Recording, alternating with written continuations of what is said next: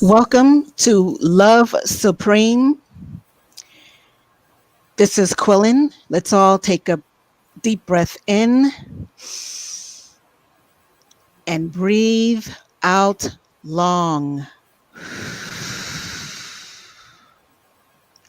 That was Duke Ellington's Single Petal of a Rose as performed by the late, great Joe Temperley of the Jazz at Lincoln Center Orchestra with Aaron Deal, pianist. You can hear both renditions of the song in its entirety on YouTube. I used to work at Jazz at Lincoln Center, and whenever they performed that song, no one was allowed in or out of the hall. No one. You could hear a pin drop. So that's how beautiful and important that piece is. So today we have a very special guest who will share and give us uplifting and golden wisdom. In the meantime, let's take a moment to create a special quiet environment for me time and gather paper or journal and a pen or other writing tool with lead or ink in it, not a computerized keyboard equipment. The action of using either hand to hold something to write with evokes a more visceral experience versus tapping keys on a keyboard. And turn off all audio visuals that pull you to the outer world, like the news, elections, or other programming that create anxiety within us. Multitasking our energy is a recipe for burnout, people. So just turn it all off, and remember, this time is for yourself, okay? And you want to protect it as a sacred opportunity to commune with the highest self within. In a few moments, we will practice what this actually feels like. Breathe in deep, breathe out long. So over the weekend, I saw a documentary entitled A Most Beautiful Thing, which is the theme of tonight's podcast. And it was about America's first Black high school rowing team, rowing, Rowing. The team were students from Manley High School on the west side of Chicago. I'll let you fill in all the blanks, but please watch the film.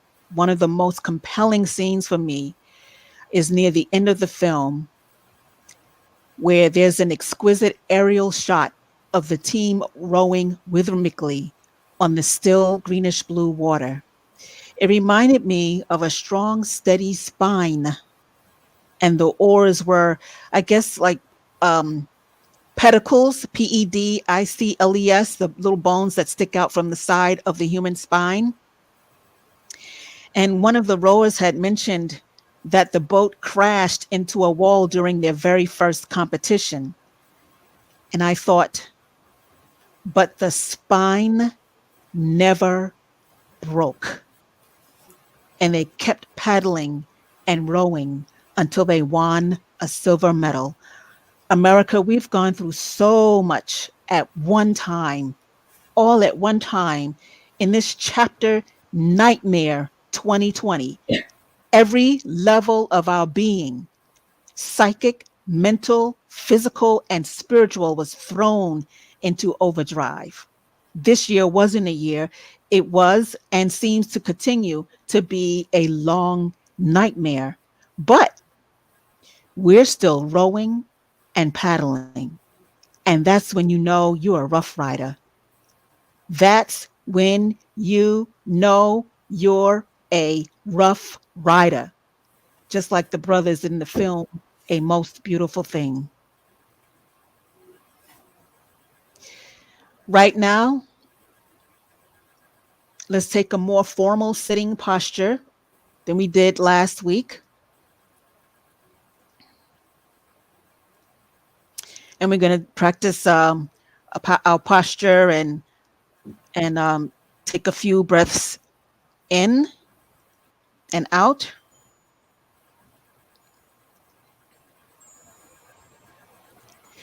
So sitting with our back straight and slightly tilt your pelvis forward.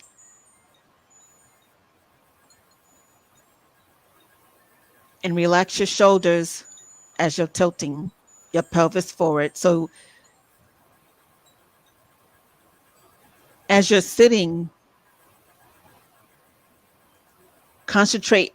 You're pulling your core in opposite directions. You're pushing your buttocks down, tilting your pelvis forward just slightly, and you're imagining the opposite direction going up like a balloon, like as though you're pulling a balloon upward. Very good. And as you're doing that posture and you're relaxing into it, you're relaxing your shoulders downward. Our neck gently supports our head. So the neck is nice and soft and movable easily. And our facial muscles relax with our lips parted ever so slightly to allow airflow gently. And just keep breathing into this posture. Shoulders down and gently pull your shoulders back. Pay attention to any tension in your body, your neck, shoulders, arms, fingers, shoulder blades, mid back, your chest, stomach and abdomen, your lower back, and so on, all the way down to your toes. And breathe your normal breath for a moment.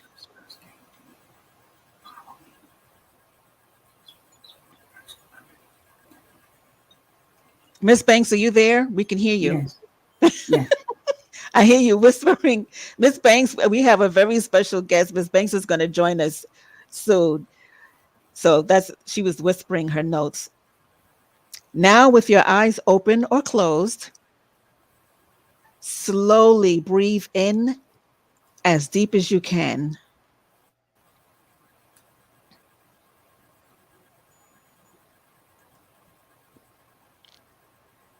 And slowly breathe out long. Again, breathe in deep, very slowly, as deep as you can. Breathe out long.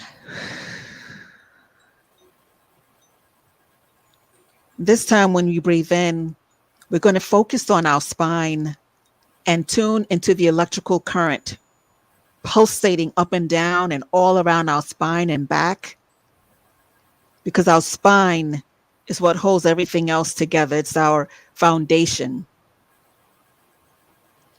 Slowly breathe in as deep as you can, slowly, and breathe out very long. Excellent. One more time. Breathe in deep and breathe out long. Now return to normal breathing and just relax. If you don't want to hear the chimes, definitely you could, I guess, mute the sound on your computer. In a moment, we're going to be journaling our experience. So just so that there is some kind of sound, so that people don't think that we're off the air yet, we'll have the chimes playing. But of course, you can turn that off. Okay. We're going to journal with the question, the most beautiful thing that I am grateful for in my life. And you write nonstop, uncensored, grammar free for 90 seconds. Okay, I'll let you know when to stop. Just write nonstop. Don't worry about grammar, whatever comes up for you. Write anything that's there in your conscious. Okay? In your consciousness. For 90 seconds. You may begin.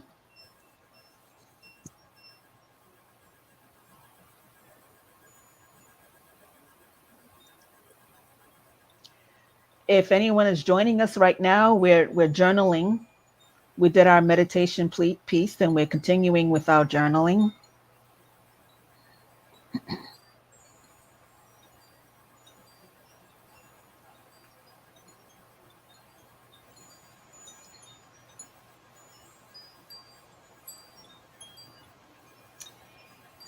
Okay, finish up your last thought,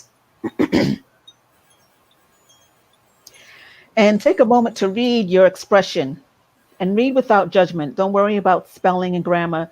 Just read what you wrote.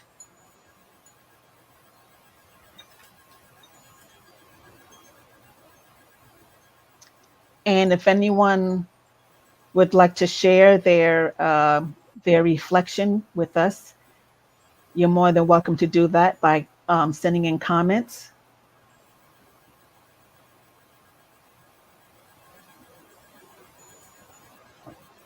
Okay, looks like we have 2 people joining in. That's wonderful.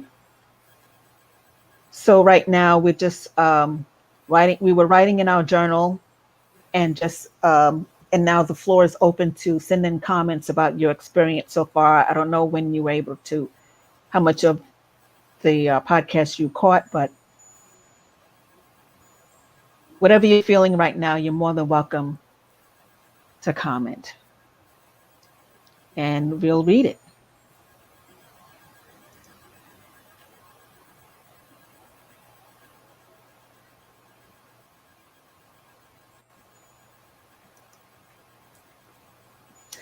Okay, great. I guess everyone is all set.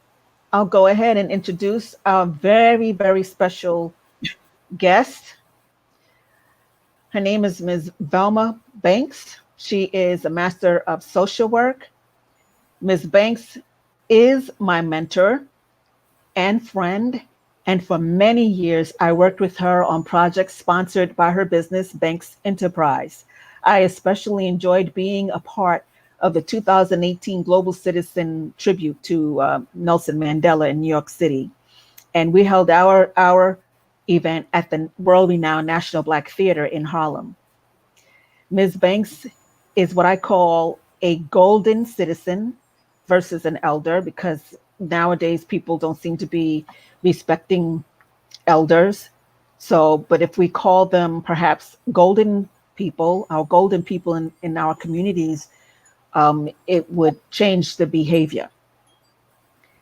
And Ms. Banks is celebrated and well loved in her church community at Abyssinian Baptist Church, and amongst alumni of Atlanta School of Social Work, Wiley College, National Association of Black Social Workers, and numerous other institutions.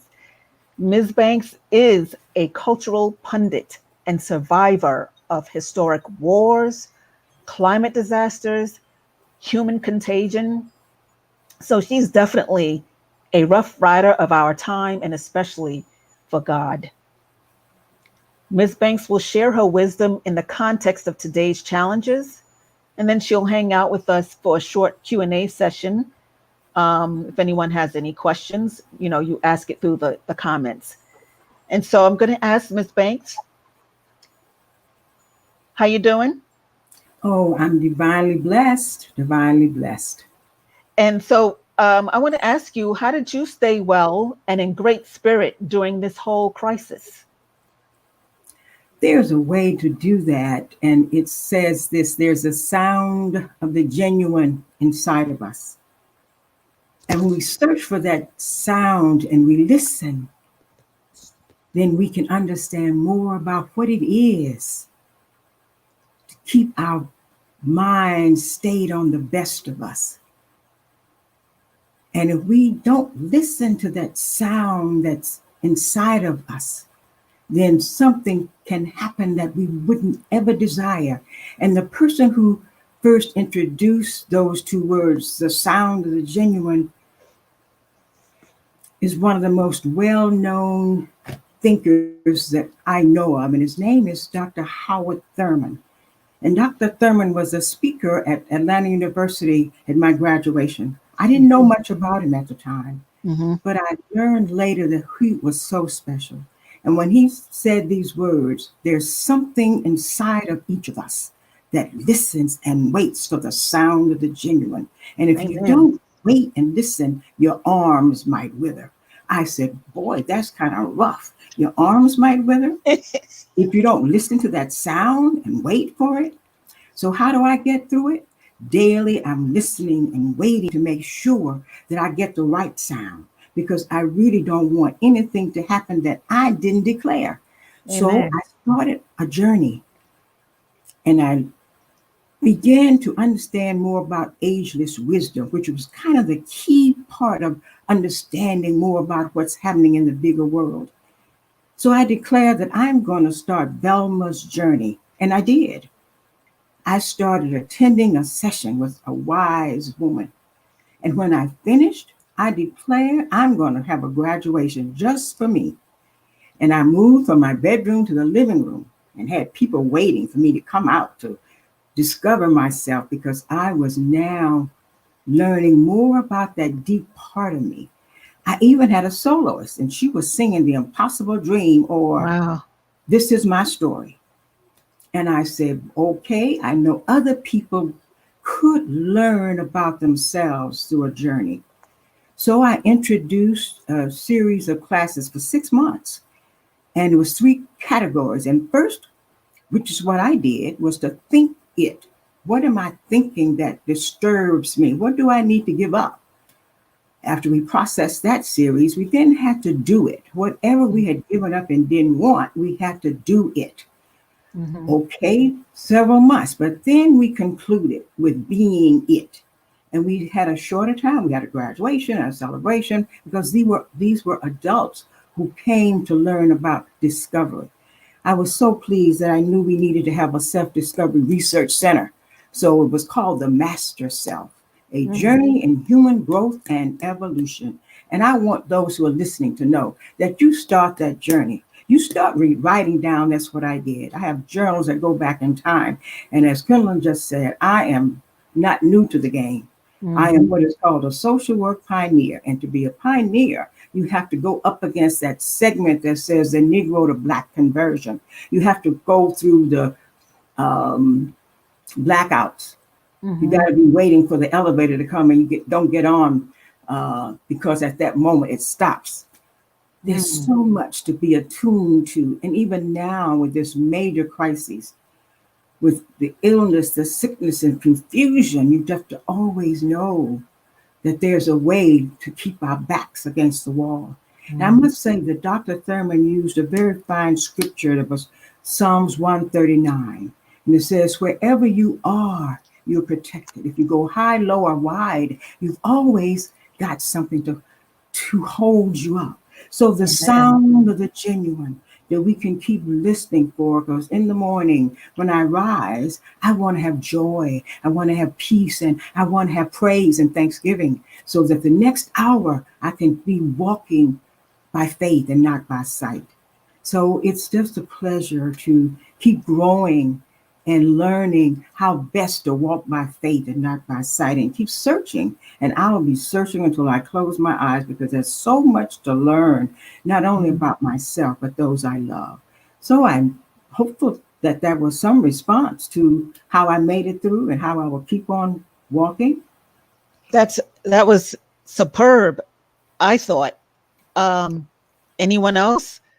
Um, that's exactly what we all need to be doing, um, to stay focused and believing, and bringing out that rough rider in us. When you have a foundation, a solid foundation of faith, of sanctity, of your own principles, then all this outer stuff, um it's there, of course, and it does affect you, because we're all in this together, but it doesn't go into the spirit. Once things get into you, into the spirit, that's when we fall off balance. So and I love the idea of a personal graduation ceremony, where you don't have to have a whole public thing, just a celebration of yourself, and you have important people of your life come and participate, and I just think that's an incredible idea. Um, yeah, that's just absolutely incredible. Thank you for that, Miss Banks. That's exactly what what this podcast intends to portray. Well, I'm so glad about it because joy does come when you can search it and find it for yourself. Yes, I agree. Yes, I really believe that my job on this planet um, is to be joyful within, continue to grow that joy, and to project that joy to others. Um, there was a time where it would be overkill, and I wasn't really listening to how I was affecting other people. But I've learned, I've gotten better, definitely gotten better at that. So, oh, we have a question, Miss Banks, for you. Yes. From, it looks like Ms. Arjette. I hope I'm saying your name correctly. Please forgive me. How do we not become distracted by the noise of the world? And what is a good daily mantra? Nice. That's a good question because in passing over my journey, um, I passed through many sacred places. And one was where we chanted Om Namah Shivaya, Om Namah Mhm, Shivaya, which is peace. I mhm, then discovered that to keep me from being distracted, as I was learning in my school studies, social work studies, be of this world, be in the world, but not of the world, or be of the world and not in the world. So there are certain mhm, kinds of things that's going to distract you. And it mhm, surely has to do with your five senses, what you see, what you hear, what you touch. mhm, But there's a sixth sense. And when you know that you're being distracted by something that's not common to you, it's not mhm, loving, it's not kind, and it's not mhm, even considerate, you can then just, okay, stop this, get mhm, off, stop the mhm, world, I want to get off. So when you mhm. know it's not what you have journaled inside of yourself, it doesn't bring you joy, then you know you can step aside and you have to then focus. I think the other part of that was when you don't get distracted and when you know what kinds of words that come up for you. I Mhm. um, I oftentimes for the question I said Jesus, Jesus, Jesus, Jesus, Jesus. That's a great chant for me because I know that Mhm. inside of that is anything that's useful. Mhm. There's peace, there's patience, there's understanding, there's counsel. So Amen. whatever is needed, that's a place I can reach into. And there's also uh, the words that came up for me in searching was the prayer. Prayer is a practical solution to earthly pain. And so Mhm. I just discovered that on my own journey, I didn't know what to do with the conditions I was facing in my practice. And then I discovered prayer is way to do it. So we can just Yes. again say, what's inside of me that brings me joy? And so I It suggest that you keep searching for that. it turns out that Miss Arjette is your goddaughter. That's right. Kendall Argrett is my She says goddaughter, Miss and she's a Banks. wonderful, wonderful one. She says Brilliant. so proud of you, and she says you are a blessing to us all, and I second that emotion. Our time is getting near. So I have a couple of announcements, and I like to acknowledge the music credits, um, and also I give an assignment. And so the assignment is, um, first of all, thanks, Miss Banks, for your time and for your wisdom. It's just, I'm definitely going to call you back again. Thank So you. You're welcome. yes. So for our assignment, we're going to continue to do a mindful breathing and self check in. Journal your thoughts and experiences. Definitely write down what's going on with you. I can't tell you how cathartic and extremely helpful. Sometimes when you write and then you go back to it, you realize some of the things that you like, just like Miss Banks said, you things that you've been carrying in your consciousness, and you may not have been aware that they were there, but when you write it, or draw it or scribble it, whatever however you want to express, then you can begin to be a better observer of your thoughts and actions. And the third thing I'd like for us to do is to go ahead and watch the documentary film. You will be pleased. It's the metaphors are incredible. It's just beautiful. And it's entitled A Most Beautiful Thing, rightly so, and is narrated by Common. And if you go to their website, you can see, they'll tell you the platforms where you could see the film. I saw it on Amazon Prime. And then after you see the film, jot down your personal takeaway, what you got out of the film. And the announcement I'd like to extend to people is to be a guest on this podcast. We'll be on every Thursday. Parents, teenagers, clergy, social workers, therapists, frontline people, entrepreneurs, you're all welcome. Simply just respond to the podcast and I'll get back to you. Okay. And so you'll be sharing how you remained well and focused and thrived in the context of today's unpredictable time.